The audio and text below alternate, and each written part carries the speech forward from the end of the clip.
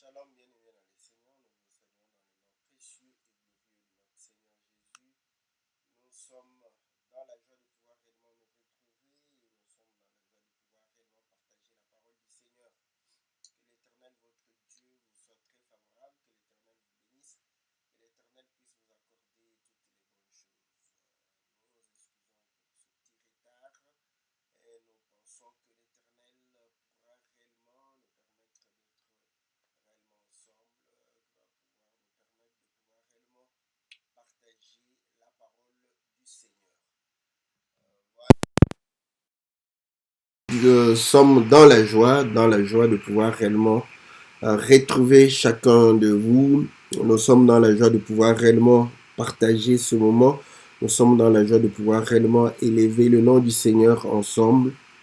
C'est mercredi. Et comme tous les mercredis, c'est votre émission que la Bible parle, une émission qui nous permet de pouvoir réellement répondre à vos préoccupations, une émission qui nous permet de pouvoir réellement apporter la lumière à vos questions, une émission qui nous permet de pouvoir réellement élever le nom du Seigneur. C'est votre serviteur, le pasteur Philippe Mukenge, qui vous répond. Voilà pourquoi c'est une émission interactive. Vous nous posez des questions et nous nous mettons à votre disposition pour pouvoir vous répondre. Et nous pensons que l'Éternel, notre Dieu, pourra réellement apporter des réponses qui puissent vous apporter la paix, la joie et pouvoir réellement vous apporter tout ce dont vous avez besoin. Salutations à tous les bien-aimés qui ne cessent de nous soutenir au travers réellement leur participation à cette émission. Nous pensons à la sœur José, Ilengo, que le Seigneur vous bénisse. Nous bénissons notre sœur Bibiche Mbemba, que le Seigneur vous bénisse. Nous bénissons notre bien-aimé Jean Didier, que le Seigneur vous bénisse. Que Dieu bénisse le frère Farid, nous bénissons la sœur Aurélie, la sœur Pélagie, la sœur Cathy, la sœur Sylvie, nous bénissons la sœur Bia, nous bénissons la sœur Charlotte, que le Seigneur vous soit très favorable, nous bénissons notre sœur Francine, nous bénissons le bien-aimé Peter, que le Seigneur vous soit très très favorable, que Dieu bénisse réellement le bien-aimé Gabin, les biens, Guy. Nous bénissons la sœur Ida, la sœur Florence, la sœur Nyota.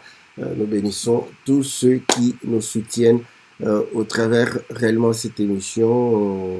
Le bien-aimé Todd Mbemba, que le Seigneur vous soit très très favorable, que le Seigneur vous bénisse, que le Seigneur puisse vous accorder plein de bonnes choses dans le nom puissant et glorieux de notre Seigneur Jésus. Voilà, je suis un peu grippé, donc je vais peut-être ne pas faire très longtemps, ça dépend. Parfois, si je suis emporté, je pourrais peut-être faire une émission normale, mais je me sens un tout petit peu fatigué. J'espère bien que vous allez pouvoir comprendre cela. Voilà, donc nous avons deux questions. Nous avons la question de notre bien-aimé Victor, n'est-ce pas, qui nous a posé de pouvoir réellement expliquer ce qui s'est passé dans le mont Gethsémani où le Seigneur a amené 3 disciples pour pouvoir réellement participer avec lui à la prière, et le Seigneur va pouvoir prier et revenir trouver ces gens en train de pouvoir dormir. Il va le faire, je crois, une fois, deux fois, trois fois, troisième fois, il va venir et à ce moment il leur dit: bon, maintenant vous pouvez dormir, vous pouvez vous reposer, bon, allez, levez-vous, nous allons pouvoir partir, car le Fils de l'homme sera livré entre les mains des impies. Voilà. Donc, entre les mains des pécheurs. Donc, il voulait comprendre cela. Et nous bénissons aussi notre sœur José qui nous a demandé de pouvoir réellement expliquer dans le livre de Deutéronome, n'est-ce pas? Dans le livre de Deutéronome, lorsqu'on est en train de parler de la Vierge qui est violentée. Voilà, donc pourquoi lorsqu'elle est violentée dans la ville, seul l'homme va pouvoir mourir, et lorsqu'elle est violentée bon, dans la ville, l'homme mourra si elle l'a crié. Dans le champ, même si elle ne crie pas, donc l'homme mourra seul et elle sera épargnée. Donc c'est ce qu'elle a voulu comprendre par là. Nous allons essayer de pouvoir répondre aux deux questions au même moment, donc parce que la Bible peut être connectée, interconnectée. Donc voilà, nous allons essayer de faire cette petite connexion afin de pouvoir réellement permettre de répondre à chacun et de pouvoir réellement prouver que voilà, les Écritures, n'est-ce pas, trouvent leur accomplissement d'une manière ou d'une autre. Voilà, bien-aimés dans le Seigneur, comme vous le savez, dans votre émission Que la Bible parle, nous répondons à vos questions. Voilà pourquoi nous disons un grand merci à tous ceux qui nous envoient leurs questions. Nous bénissons réellement le Seigneur pour eux parce que au travers de leurs questions, nous sommes nous-mêmes instruits. Au travers de leurs questions, n'est-ce pas, beaucoup d'entre nous sont éclairés. Voilà, donc le Seigneur se souvient de vous. Voilà, nous bénissons le bien-aimé Ghislain, nous bénissons aussi les bien-aimés Santos, que le Seigneur vous soit très, très favorable. Voilà, bien-aimés dans le Seigneur, nous allons pouvoir réellement lire les Écritures, n'est-ce pas? Nous sommes dans le livre de Matthieu, chapitre 26, si je ne me trompe pas, Matthieu chapitre 26. Nous allons essayer de lire un tout petit peu l'histoire que nous venons de pouvoir réellement résumer. Matthieu chapitre voilà, 26.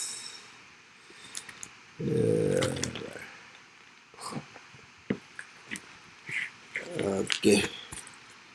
Je commence au verset 36. Là-dessus, Jésus alla avec eux dans un lieu appelé Gethsémani et il dit aux disciples, asseyez-vous ici pendant que je m'éloignerai pour prier. Et il prit avec lui Pierre et les deux fils de Zébédée. Il commença à éprouver de la tristesse et des angoisses. Il leur dit alors, mon âme est triste jusqu'à la mort. Restez ici et veillez avec moi. Puis, ayant fait quelques pas en avant, il se jeta sur sa face et pria ainsi, mon Père, s'il est possible que cette coupe s'éloigne de moi, toutefois, non pas ce que je veux, mais ce que tu veux.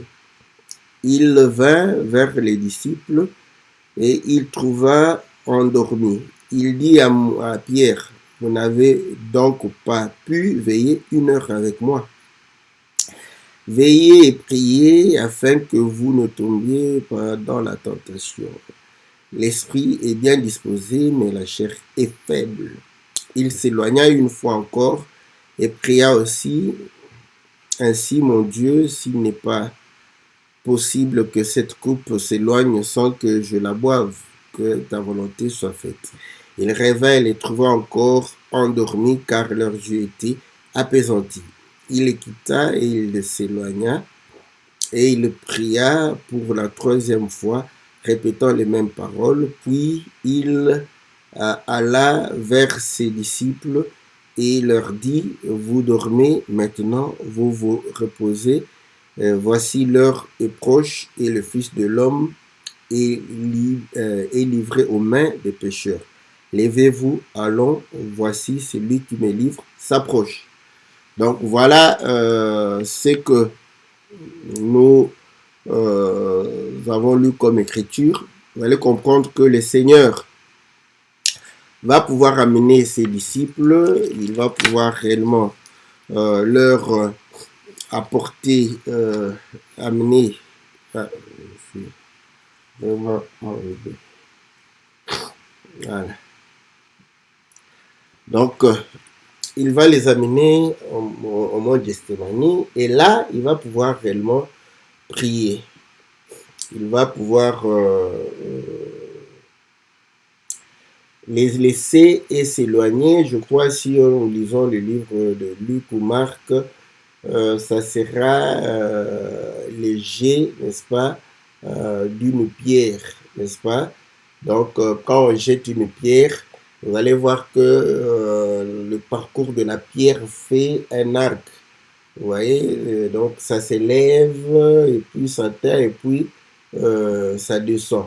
Je crois que lorsque nous avons aussi fait, euh, des cours de physique, même projectile d'une balle, n'est-ce pas? La trajectoire d'une balle, c'est la même chose. Donc, ça s'élève et puis... et là, nous allons comprendre que le Seigneur, comme il va lui-même dire qu'il était triste jusqu'à la mort, donc il s'agissait de la mort du Seigneur. Donc, s'agissant de la mort du Seigneur, nous comprenons que le Seigneur étant le soleil, n'est-ce pas? Étant le soleil, il va pouvoir réellement mourir, n'est-ce pas? Et sa mort est le coucher du soleil. Voilà. Et ça, nous l'avons vu aussi lorsque vous allez lire l'histoire de la mort du Seigneur. On va le mettre à la croix et de la 6e heure jusqu'à la 9e heure, il y a eu ténèbres. Donc, pour démontrer aussi que, voilà, le soleil s'est couché. Voilà. Donc, sa mort parle du coucher du soleil. Donc, on comprend que, effectivement, la distance qu'il a parcourue jusqu'où il s'est jeté par terre pour pouvoir faire la prière. Et je crois, Jean ou un autre va pouvoir décrire qu'il transpirait et sa sueur était comme le grumeau de sang. Donc là, on voit que cela parle de la mort du Seigneur. Mais nous allons voir qu'il va 3 fois, n'est-ce pas, faire une prière pour dire que si cela était possible, que cette coupe puisse s'éloigner de lui. Mais toutefois, que ta volonté soit faite. Et comme nous savons que tout ce que le Seigneur fait, n'est-ce pas, est aussi prophétique, parabolique, ça a un symbole. Donc on comprend que le fait de pouvoir réellement laisser ses disciples aller jusqu'à l'endroit où ils devraient prier, n'est-ce pas, qui est la distance de jet d'une pierre. Donc on comprend que ça parle du lever et du coucher. Donc ça parle aussi, n'est-ce pas, de sa naissance et de sa mort. Dans le livre de Galates chapitre 4, la Bible nous démontre que Christ, Jésus est né d'une femme sous la loi. Donc on comprend que tout ce temps-là, de sa naissance à la mort, c'était la loi. Et Luc chapitre 4, à partir du verset 17, là où on lui a donné le livre, il a ouvert sur Ésaïe et il va pouvoir dire que l'Esprit du Seigneur est sur moi, il m'a oint pour annoncer la bonne nouvelle, pour inaugurer une année de grâce. Donc vous voyez, là il démontre que il va pouvoir inaugurer une année de grâce, une année de liberté, une année où on n'est pas sous la domination de l'ennemi. Et ceci, n'est-ce pas, est réellement illustré lorsque Israël était en Égypte, dominé par les Égyptiens, dominés par Pharaon, dominés, n'est-ce pas, par euh, l'Égypte. Donc, ils devraient sortir de l'Égypte. Et pour sortir de l'Égypte, Dieu leur a dit que ce mois ici sera pour vous, n'est-ce pas, le début, n'est-ce pas, d'une nouvelle année. Et le mois a été inauguré par l'immolation de l'agneau. Donc on comprend que ils ont immolé l'agneau, ils ont quitté l'Égypte. Voilà pourquoi ils ont dû quitter l'Égypte le jour où ils ont mangé l'agneau. Ainsi, ils le mangeaient tout en étant debout avec des sandales, des bâtons, ceintures, tout ça. Bref, dès qu'on mange, on sort. Donc, on comprend que lorsque nous mangeons l'agneau, nous sortons de l'Égypte. Nous quittons l'Égypte, nous quittons l'esclavagisme dans lequel nous étions. Et le Seigneur, dans Jean chapitre 8, va dire, si vous demeurez dans ma parole, vous connaîtrez la vérité et la vérité vous affranchira. Vous voyez? Et là, on va lui poser la question pour dire que, il a dit que c'est lui qui pêche et esclave du péché. Voilà, donc on comprend que le fait qu'il est né sous la loi, n'est-ce pas? Il est né d'une femme et il va pouvoir inaugurer une année de grâce par sa mort. Voilà. Or, nous étions esclaves, n'est-ce pas, du péché. Mais la force du péché, n'est-ce pas, c'est la loi. S'il n'y a pas de loi, il n'y a pas de transgression. Il n'y a pas, n'est-ce pas, de péché. Il n'y a pas de condamnation. Donc la loi, n'est-ce pas, donne de la force, de la force ou de la capacité, n'est-ce pas, au péché. Donc voilà comment nous pouvons comprendre, n'est-ce pas, ces mouvements-là. Donc on comprend très clairement, le Seigneur est en train de pouvoir rappeler qu'il est né sous la loi, il vient pour pouvoir réellement inaugurer une année de la grâce. Mais pour inaugurer une année de la grâce, en tant qu'agneau, Jean chapitre 1, il va pouvoir présenter, voici l'agneau de Dieu qui ôte le péché du monde. En tant qu'agneau, il devrait nécessairement être immolé, n'est-ce pas, pour pouvoir réellement inaugurer une année. Mais lui qui n'a point péché, n'est-ce pas, comment peut-il mourir? Donc on dit que le salaire du péché, c'est la mort. Donc il n'a point péché, mais il fallait qu'il meure. Donc voilà pourquoi il était en train de pouvoir montrer qu'il devait boire cette coupe, se faire pécher pour pouvoir réellement mourir. Mais en tant que saint, parce qu'il est né, n'est-ce pas, de l'esprit. Donc, il n'a pas voulu, n'est-ce pas, souiller le temple de Dieu. Il n'a pas voulu souiller le corps qui est le temple. Donc là, nous comprenons que voilà pourquoi il était en train de pouvoir dire qu'ici cela est possible de pouvoir éloigner. Mais ceci démontre aussi que, comme nous avions dit que c'était le temps de la loi. Or, dans le temps de la loi, n'est-ce pas, Dieu a envoyé, n'est-ce pas, sa loi, il a envoyé aussi les prophètes, n'est-ce pas, pour pouvoir permettre au peuple de Dieu de demeurer, n'est-ce pas, dans l'alliance du Seigneur. Vous allez voir que les prophètes ont été maltraités, certains ont été tués, mais ce n'était pas le moment pour, voilà, pour eux d'expier, n'est-ce pas, d'expier le péché. Et je crois que 1 Pierre chapitre 1 et 2, je crois que c'est 1 verset 10, où on est en train de dire que les prophètes qui ont, n'est-ce pas, prophétisé, ils ont cherché à comprendre, mais on leur a dit que ce n'était pas pour eux. Donc, ceci démontre aussi que ils ont souffert, mais ce n'était pas le moment, n'est-ce pas? Voilà pourquoi chaque fois qu'il allait, il priait, il criait, voilà, mais ce n'était pas une première fois, une deuxième fois, une troisième fois. Nous savons que le chiffre 3 parle, n'est-ce pas, du temps de la loi.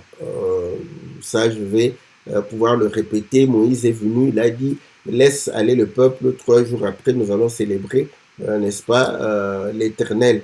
Mais ils n'ont pas fait 3 jours pour arriver au mont Sinaï. Ils ont fait, c'est au 3e mois qu'ils sont arrivés au mont Sinaï. Et Dieu va pouvoir leur donner la loi, n'est-ce pas, au mont Sinaï. Nous connaissons l'histoire. Moïse qui a apporté la loi et de la famille de Lévi, le 3e fils, n'est-ce pas, de Jacob. Et lui-même, il a été caché pendant 3 mois. Il a été recueilli après 3 mois. Donc le chiffre 3 est lié à Moïse, n'est-ce pas? Et lorsque Moïse vient, nous voyons qu'il amène le chiffre 3, lui, Aaron et Myriam, n'est-ce pas, vont pouvoir réellement sortir le peuple. Donc là, on comprend clairement que le chiffre 3 parle aussi de la loi. Voilà pourquoi quand le Seigneur parle, il va diviser la loi en 3, donc la loi, les psaumes et les prophètes. Donc voilà, tout ce temps-là, n'est-ce pas, vous allez comprendre que c'est le temps où, n'est-ce pas, Dieu annonçait les souffrances de Christ, mais ce n'était pas le moment de pouvoir réellement porter, n'est-ce pas, ces souffrances dans la chair. Et lorsque Christ est venu, n'est-ce pas, il va pouvoir les porter et pouvoir inaugurer une année, n'est-ce pas, de grâce. Pendant ce temps, vous allez voir que Jean et Jacques et Pierre vont l'accompagner.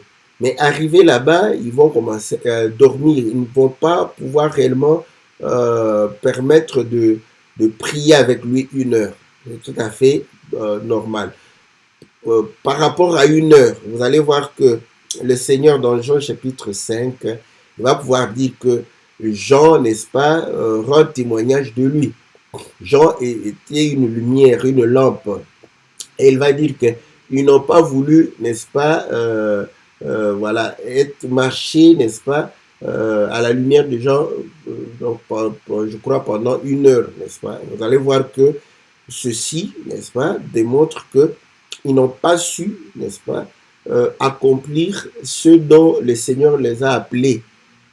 Prier avec lui, faire l'adoration. Voilà pourquoi le Seigneur lui-même avec la femme samaritaine va pouvoir dire que Dieu est en train de chercher des vrais adorateurs. Donc on comprend que tout le temps de la loi, il n'y a pas eu de vrais adorateurs. Pourquoi? La chair empêchait, n'est-ce pas, à ce genre-là de pouvoir adorer Dieu comme il se doit.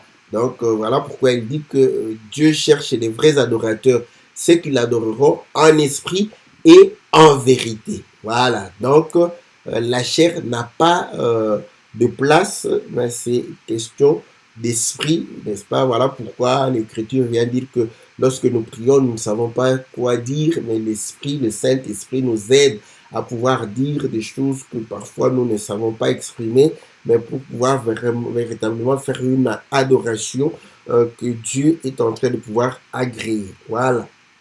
Donc on comprend pourquoi il dormait, parce qu'il n'avait pas cette capacité. Et quand le Seigneur revient pour la 3e fois, nous voyons que le temps de la loi, n'est-ce pas, voilà, prend fin. Il leur dit, maintenant dormez. Voilà. Donc, quand nous prenons la loi, vous prenez Galates chapitre 3, on dit, que dit la loi? Celui qui mettra ces choses en pratique vivra par elle. Donc la loi est en train de pouvoir encourager, n'est-ce pas, l'effort de la chair, de pouvoir réellement accomplir la parole de Dieu. Mais cette situation révèle que la chair est incapable de pouvoir servir Dieu. Romains chapitre 8 le démontre que la chair est en inimitié contre Dieu et ne peut réellement accomplir la volonté de Dieu. Donc, les hommes étaient charnels, mais voulaient servir Dieu. Ils étaient dans l'incapacité de pouvoir servir Dieu, car la chair était faible. Voilà pourquoi il dit que la chair est faible, mais l'esprit est disposé. Donc, lorsque l'esprit sera répandu, vous allez comprendre qu'à ce moment-là, la chair va se reposer et l'esprit va faire vivifier notre âme pour que nous puissions louer Dieu, n'est-ce pas, célébrer Dieu en esprit et en vérité. Donc voilà, Or, lorsque la chair n'a plus rien à faire, donc la chair doit se reposer. Voilà pourquoi il a dit, bon, maintenant dormez, parce que lorsque la chair se repose, n'est-ce pas, elle ne fait plus rien, elle va pouvoir réellement laisser la place à l'esprit. Dormir, vous savez que Jean chapitre 10 démontre que Lazare était mort et le Seigneur a dit que Lazare dort. Donc, cela voudrait démontrer que nous devrons aussi mourir. Or, Gethsémani parle de la mort du Seigneur. Voilà pourquoi je dis, si vous prenez Marc, Luc ou Jean, là où il va parler de grumeaux de sang, donc on voit réellement c'était voilà, un scénario où réellement on était en train de révéler la mort du Seigneur. Donc, ça c'est comme on le dit, cela annonçait sa mort. Cela annonçait sa mort parce qu'il parlait de toutes ces choses qui allaient le concerner par rapport à sa mort. Donc on comprend une chose, que quand il dit dormez, nous pouvons aussi comprendre qu'il devrait participer aussi à la mort du Seigneur. Quand nous mourons avec le Seigneur, donc nous faisons mourir la chair. Donc la chair meurt. Vous voyez? Et à ce moment-là, nous entrons, n'est-ce pas, dans le repos, n'est-ce pas, du Seigneur. Voilà pourquoi il dit, reposez-vous, n'est-ce pas, et après il dit, levez-vous. C'est compliqué. Bon, vous voyez, donc tout ça, c'est ça démontre. Moi, je parle avec beaucoup de facilité parce que j'ai écouté l'enseignement. Hein. J'ai écouté l'enseignement, les prophètes ont enseigné là-dessus, les docteurs, ils aiment bien ça. Vous voyez que depuis que j'ai commencé, ce n'est que aller prendre des témoins, tout ça. Voilà, ça c'est bien. Donc, parce que quelqu'un peut s'étonner là-bas pour dire, oh, c'est bon, pasteur, il est bon. J'ai été enseigné aussi. Donc, comprends ça, nous encourageons les frères et les sœurs à pouvoir écouter beaucoup d'enseignements, n'est-ce pas? Ça te permet de pouvoir avoir la facilité de lire la parole du Seigneur. Même quand tu lis, tu médites, tu vas voir que tu vas comprendre les Écritures parce que tu as une base, tu as des acquis, tu as écouté. Plus tu écoutes, plus c'est facile pour toi de pouvoir réellement comprendre les Écritures. Voilà. Donc, voilà pourquoi je ne fais que c'est vrai que je ne répète pas comme ça a été dit, vous voyez, donc j'essaie de... Maintenant, avec ça, je comprends tous les petits éléments qu'il y a là-bas où quelqu'un, ouais, il le dit avec fierté, hein, bon, ça peut paraître arrogant, mais il dit que nous prêchons l'évangile, n'est-ce pas, mot à mot, phrase par phrase. Donc, vous voyez que j'ai essayé de prendre tous les éléments, n'est-ce pas, importants. Donc, je pouvais... Voilà, ça c'est bien de pouvoir écouter cet évangile, n'est-ce pas? Ça nous permet de pouvoir réellement comprendre les choses de Dieu. Donc là, vous allez voir que l'histoire de Gethsémani, en même temps, parle du fait de communier avec le Seigneur. Communier avec le Seigneur au travers de sa mort. Voilà pourquoi Paul plus tard va dire, nous mourons avec lui, nous ressuscitons avec lui. Vous voyez? Donc, il est allé, il est sang coulé, donc voilà. Et quand il revient, eux, il dit, bon, maintenant dormez, reposez-vous, levez-vous, voilà. Donc tout ça, nous voyons la mort, et lorsque vous voyez la mort, c'est le repos, n'est-ce pas, de nos âmes, voilà. Donc la chair meurt, voilà pourquoi il dormait, la chair va mourir, Lazare est mort, reposez-vous, le repos de vos âmes étaient en train de pouvoir réellement pécher à cause de la chair, voilà, levez-vous maintenant, vivez pour le Seigneur, allons-y ensemble, marchons avec le Seigneur, marchons avec le Saint-Esprit. Voilà. C'est beau l'évangile. Voyez? Que le Seigneur soit loué, que le Seigneur soit célébré pour cela. Maintenant, j'espère que le bien-aimé Victor va pouvoir réellement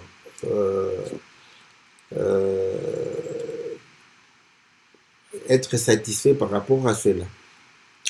Maintenant, dans le livre de Deutéronome chapitre 22, on dit ceci au verset 22. Si l'on trouve un homme couché avec une femme mariée, ils mourront tous deux. L'homme qui a choisi à coucher avec la femme et la femme aussi. Tu ôteras ainsi le mal du milieu d'Israël.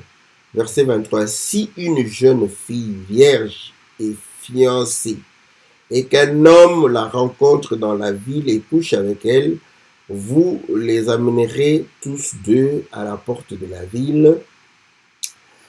Vous les lapiderez, ils mourront, la jeune fille pour n'avoir pas crié dans la ville, et l'homme pour avoir déshonoré la femme de son prochain. Tu ôteras ainsi le mal du milieu de toi.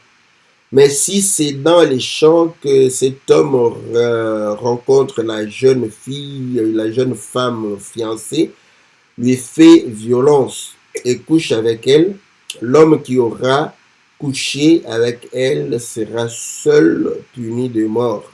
Tu ne feras rien à la jeune fille. Elle n'est pas coupable d'un crime digne de mort, car il en est de ce cas comme de celui où un homme se jette sur son prochain et lui ôte la vie. La jeune fille fiancée que cet homme a rencontrée dans les champs a pu crier sans qu'il y ait eu personne pour la secourir. Si un homme rencontre une jeune fille non fiancée, bon, voilà. Ça, c'est autre chose. Voilà. Donc, ça, c'est la question de notre sœur José Ilengo qui nous a posé la question, n'est-ce pas, de pouvoir comprendre. Je crois que ça peut paraître un peu injuste, n'est-ce pas? Donc, on démontre que si c'est dans la ville et que la jeune fille n'a pas crié, n'est-ce pas? On va pouvoir réellement lapider et la jeune fille et l'homme. Pourquoi? Parce que le fait de ne pas crier la rend coupable. Donc, la rend coupable. Maintenant, si c'est dans le champ, n'est-ce pas? Donc, vous allez comprendre que là, seul l'homme sera lapidé, pas la femme. On dit peut-être. Bon, admettons, moi j'aime ça, j'aime comme ça. Bon, admettons qu'elle n'avait pas crié. Vous voyez? Donc, elle serait coupable de la même manière que si c'était dans la ville.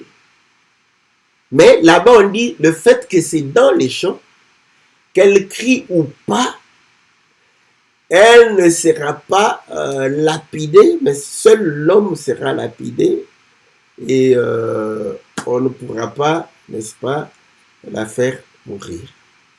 Voilà, ici, vous voyez que pour la question du bien-aimé, j'ai utilisé les prophètes et les docteurs pour pouvoir réellement parler de cette question de Gethsémani.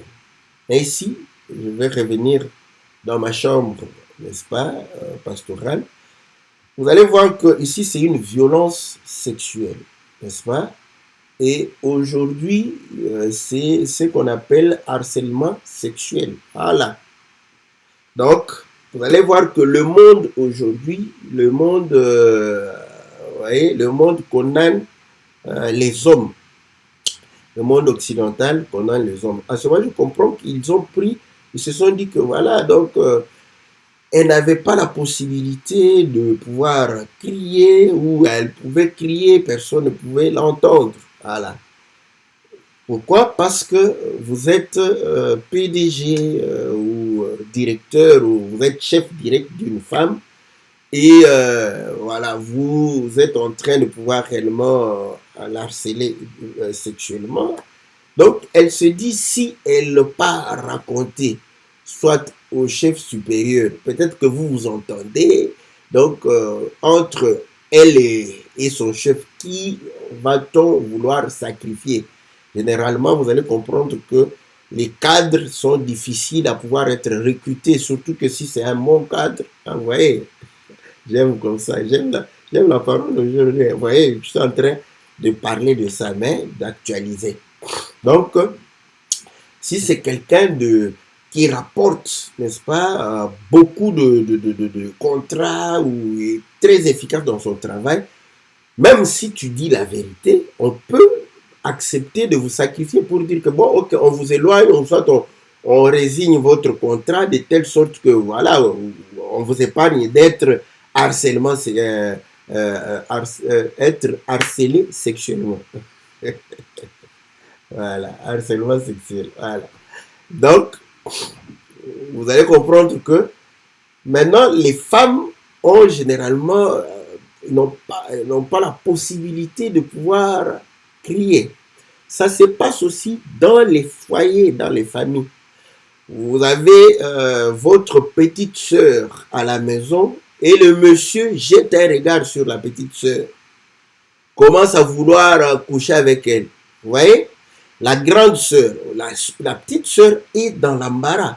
Si elle va dire à sa grande sœur va dire que non, c'est toi. D'ailleurs, tu portes des mini-jupes, tu t'habilles mal, tout ça, c'est pour séduire mon... Ouh, Seigneur Jésus. Vous voyez? Donc, vous allez comprendre que je suis en train de vous faire voir comment est-ce que... bon, j'imagine, hein, vous savez, ces histoires, j'en ai déjà parlé, hein. Je ne sais pas encore à quelle occasion. J'ai essayé de... parce que le cri de la Vierge, je sais que j'ai déjà enseigné sur ça. Mais... j'ai essayé de chercher la vidéo, je ne crois pas qu'il y ait eu un titre comme ça, Cri de la Vierge. Mais un jour, vous pouvez avoir la vidéo, vous allez comprendre qu'on en a déjà parlé. Mais maintenant, j'essaie de pouvoir actualiser cela pour que vous puissiez comprendre, parce que maintenant, je ne sais pas si je suis entré dans la tête de ma sœur José, mais la façon de poser la question, c'est aussi de savoir, mais il y a quand même de l'injustice. Oui, oui. Voyez? Donc, cet aspect-là. Donc, voilà pourquoi je suis en train de dire que vous allez voir qu'aujourd'hui, n'est-ce pas, on vit ça d'une autre manière. Rien n'est nouveau sur la terre. Donc, ta petite soeur, si elle vient te dire que ton mari me dérange, me violente, n'est-ce pas, qu'est-ce que tu vas dire? Tu vas croire ta petite soeur ou croire ton mari? Alléluia, j'aime ça. Ouais. Donc, à ce moment, elle se sent dans l'embarras. Elle se dit que je ne peux pas crier. Parce que si je crie, je risque de... Voilà, le foyer de ma grande soeur pourra peut-être avoir de problèmes à cause de moi. Donc, maintenant, elle se tait. Or, quand elle s'était, elle est dans la maison, donc c'est comme si vous avez pris, n'est-ce pas, une brebis, vous l'avez mis, n'est-ce pas, dans une même maison qu'avec un lion, un loup, n'est-ce pas?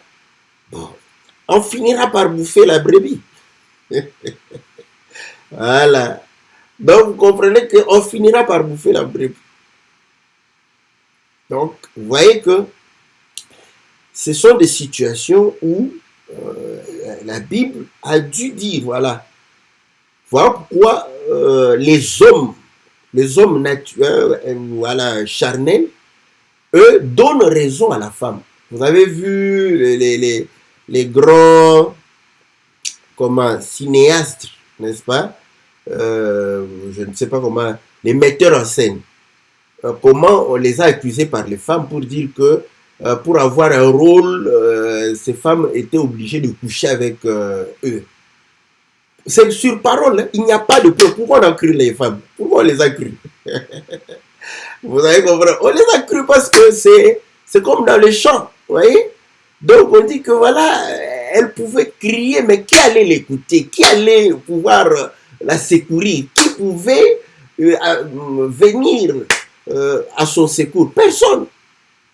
Voilà pourquoi, dès qu'il y a une accusation comme ça, mais vous allez voir que ces jugements-là, c'est sur parole. Or, les paroles, eux-mêmes disent que les paroles s'envolent.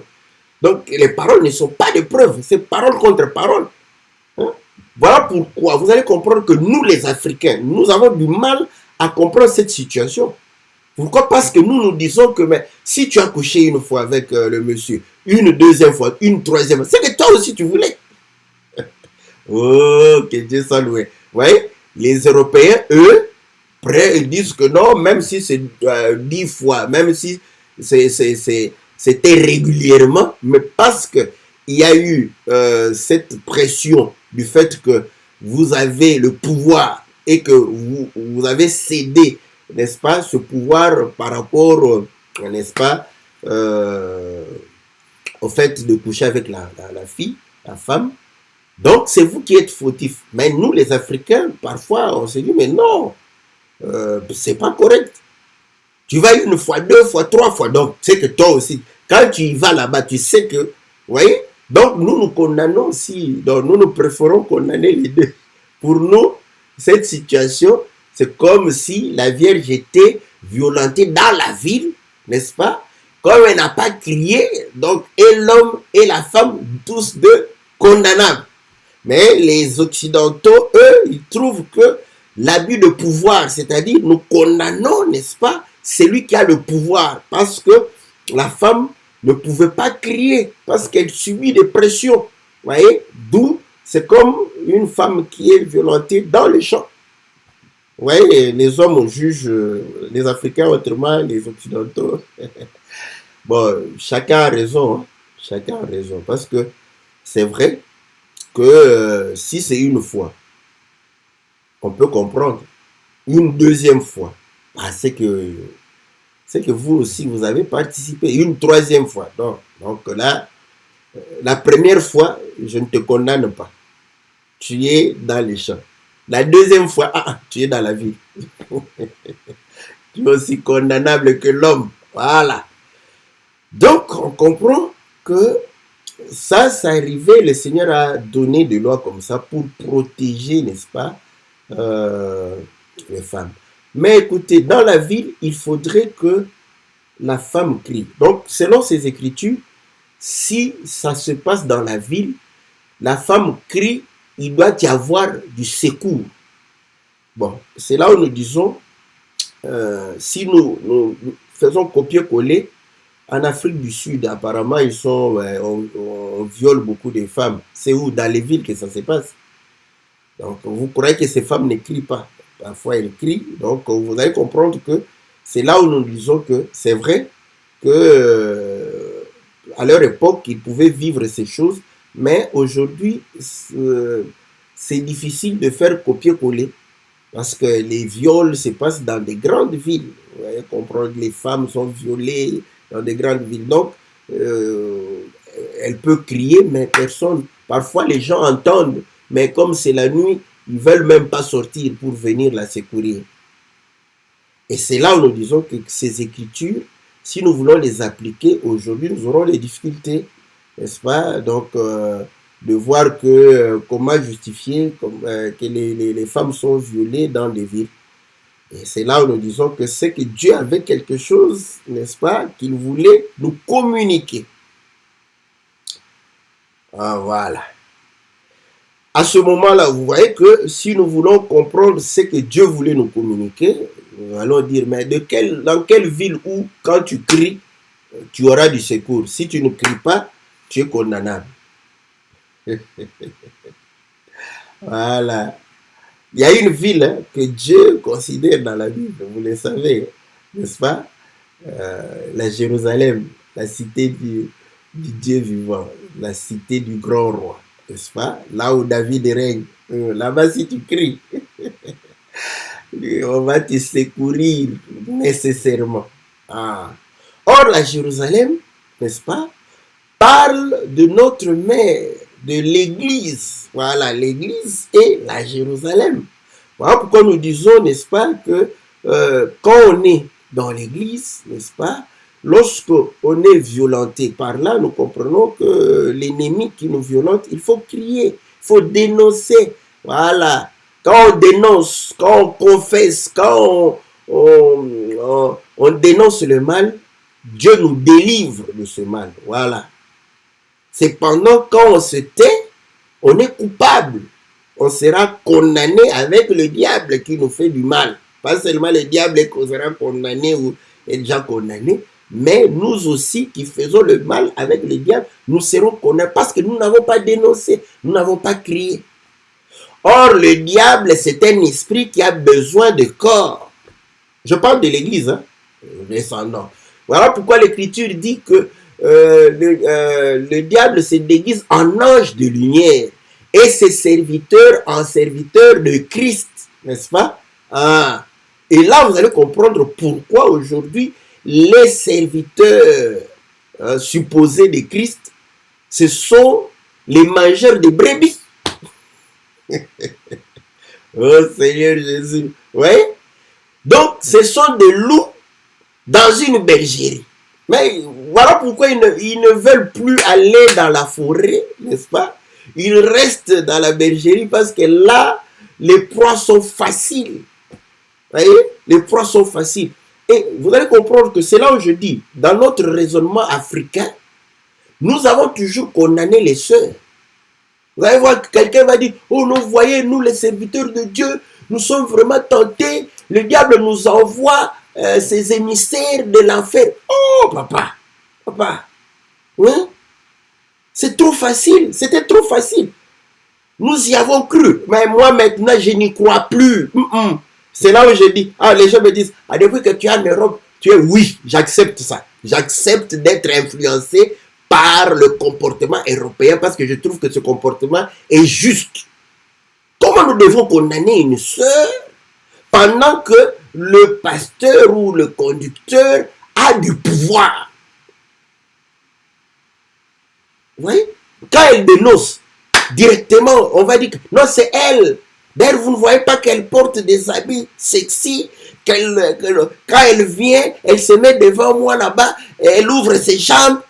Donc, on va trouver toujours une raison pour dire que c'est sa faute. Donc, vous voyez? Donc, vous allez comprendre que moi, je ne condamne plus la sœur. C'est le pasteur, le conducteur, un loup. Il faut le condamner. Lui, il ne sait plus chasser. Donc là, vous savez, moi, parfois, je dis des choses comme ça. Je sais que quand quelqu'un va venir avec la rigueur, il va dire non, ça ne se dit pas, tout ça.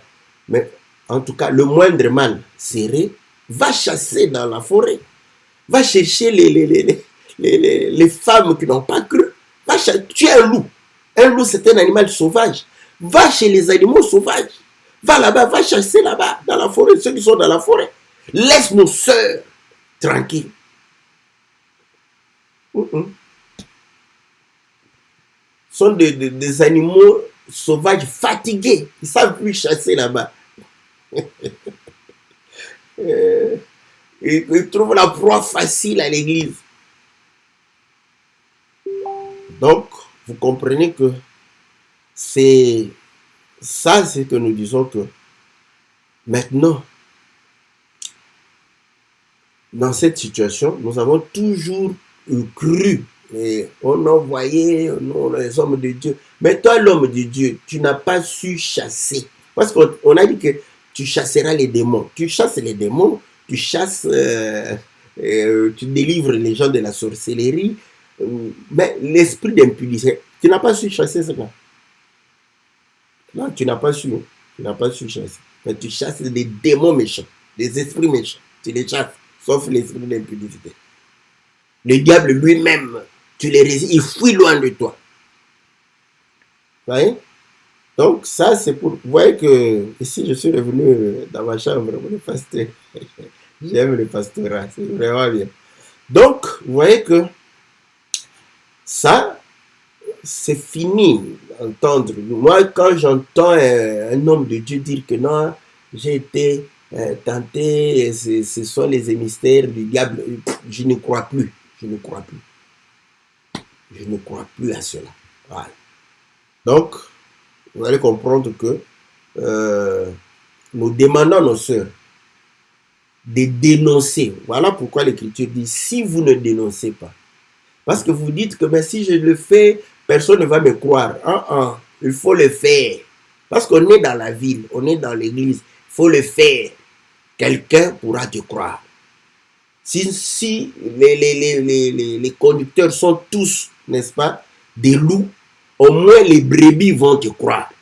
Parce qu'il y aura une brebis qui a résisté, n'est-ce pas, et qui a fui, qui ne veut plus côtoyer. Dès que tu vas dire ça, la brebis va dire oui, j'ai été victime de la même situation. Donc il faut le dire parce qu'il y aura toujours quelqu'un qui pourra, n'est-ce pas, corroborer, n'est-ce pas, ton témoignage. Il faut le dire. Voilà. Donc,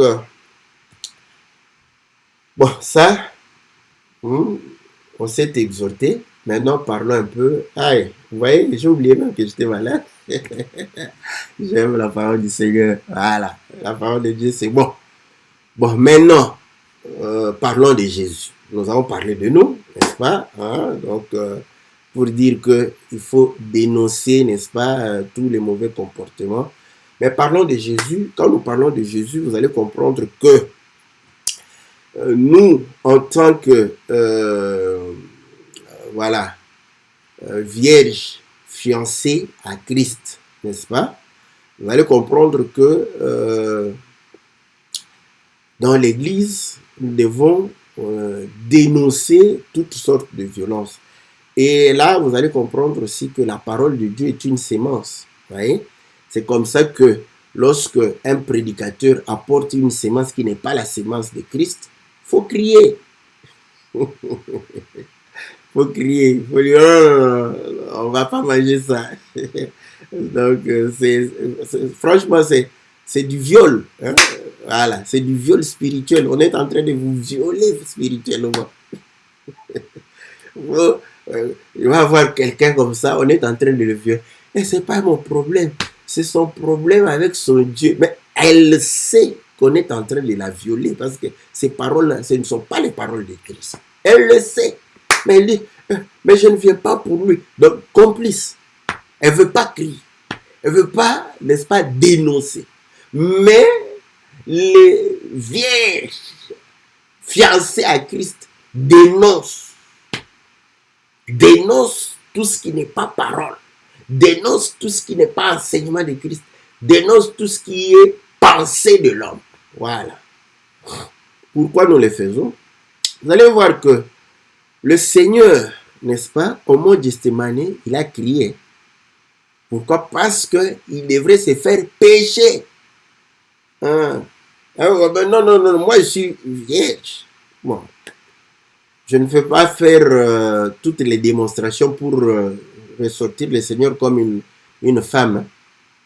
Hein? Simple, on nous a prêché ce qui a été. Vous voyez, Ève a été tentée par le diable. Donc, quand le diable vient tenter Jésus, le diable n'a pas tenté Adam, le diable va tenter Jésus. Voilà, c'est comme ça que les prophètes nous ont dit. À ce moment, le diable voit Jésus comme Ève, comme un être humain, voilà, comme un homme charnel. Parce que la femme, c'est la chair. Voilà, vous voyez, il vient le tenter. Comme ça, donc, vous voyez que, voilà, et Jésus meurt dans la chair. Voilà. La chair, c'est ça la femme. Chair de ma chair, os de mes os. Voilà. Donc, je ne veux pas. Donc là, vous allez comprendre que, mais il était vierge. Vierge pure. Voilà. Et lorsqu'il a vu, il a crié. Et la Bible dit que il a crié et Dieu est venu à son secours. Il a été exaucé. Voilà pourquoi il a été ressuscité d'entre les morts. Donc nous aussi, n'est-ce pas, nous avons le droit de dénoncer. Voilà pourquoi, lorsque quelqu'un est en dehors de la parole, n'est-ce pas, de l'Église, n'a pas cru, lorsque il pêche, n'est-ce pas, Dieu ne le condamne pas, mais Dieu condamne le malin qui le séduit. Une fois que tu viens dans la parole, Dieu va te condamner si tu ne dénonces pas, si tu ne confesses pas, si tu ne livre pas, n'est-ce pas, ce qui te tourmente, tu seras condamné comme le diable. Vous voyez? Ça veut dire que dans le champ, Dieu ne tient pas compte du temps d'ignorance. Voilà pourquoi il est dit qu'une fois tu pêches tout en ayant, c'est grave. Vous voyez? Donc, voilà ce que cette situation, n'est-ce pas, voudrait dire, voudrait réellement montrer qu'effectivement, le Seigneur lui-même, n'est-ce pas, dans la chair, il a dû réellement crier et Dieu l'a exaucé et l'a délivré de la mort. Voilà. De la même manière, nous aussi, nous devons crier à Dieu, n'est-ce pas, pour que Dieu nous délivre. Voilà. C'est la cité du Dieu vivant, c'est la Jérusalem. C'est cette ville, dans cette ville-là, nous dénonçons le mal. Il faut dénoncer le mal et Dieu va te secourir d'une manière ou d'une autre. Voilà. Tu peux perdre ton travail, mais Dieu va te secourir d'une manière ou d'une autre. Tu peux perdre le privilège d'être voilà, la sœur appréciée par le pasteur, mais Dieu va te délivrer. Parce que là, le pasteur va commencer à faire semblant de ne pas te voir. Là, depuis que j'ai refusé, le pasteur ne s'occupe pas de moi. Donc, il ne s'occupe pas de toi, ce n'est pas un problème. Tu ne mourras pas pour ça. Ce n'est pas ceux qui sont autour du pasteur qui vont entrer au ciel. Ce n'est pas ça. Oh, que le Seigneur soit loué, que le Seigneur soit béni. Voilà. Donc, je mets un point virgule. Vous savez que on ne peut jamais finir. Hein? Au moins, on a l'idée générale, n'est-ce pas, chez les saints, lorsqu'il y a une mauvaise prédication, un mauvais enseignement, les vierges vont crier. Vont crier là. Ça fait mal, hein? Ça fait mal. Je sais qu'en tant qu'humain, ça fait mal. Si on me dit que non, ta prédication n'était pas une fausse prédication, c'est mauvais, c'est une erreur, ça me fera mal. Mais c'est comme ça. Les choses sont comme ça. Voilà. Donc, voilà, que le Seigneur vous soit très favorable, que le Seigneur vous bénisse.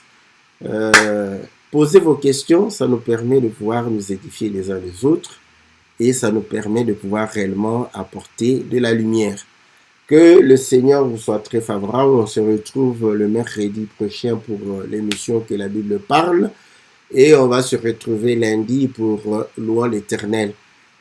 Bien de bonnes choses à vous tous. Merci, grand merci au bien-aimé Victor et notre sœur José Ilengo. Que Dieu vous bénisse.